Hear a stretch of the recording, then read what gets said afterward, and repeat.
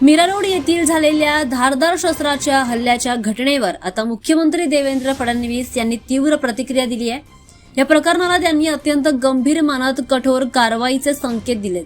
अशा प्रकारच्या हिंसक आणि कट्टर विचारसरणीला महाराष्ट्रात अजिबात स्थान नाही, आरोपीला कोणत्याही परिस्थितीत सोडलं जाणार नाही असा स्पष्ट इशारा त्यांनी दिलाय। या प्रकरणाची सखोल चौकशी करण्यासाठी त्यांनी एनआयएला चौकशीचे आदेश दिलेत। या घटनेमुळे आता राज्यातील सुरक्षा व्यवस्थेबाबत प्रश्न उपस्थित झालेत। दहशतवादी अँगलने तपास सुरू असल्याची माहिती समोर येते। दरम्यान प्राथमिक तपासामध्ये आरोपीने धार्मिक कारणावरून हल्ला केल्याचं समोर आलंय। राज्य पोलीस आणि दहशतवाद विरोधी पथकाकडून तपास सुरू आहे। आरोपीच्या पार्श्वभूमीची आणि त्याच्या संभाव्य संबंधाची आता सखोल चौकशी केली जाते।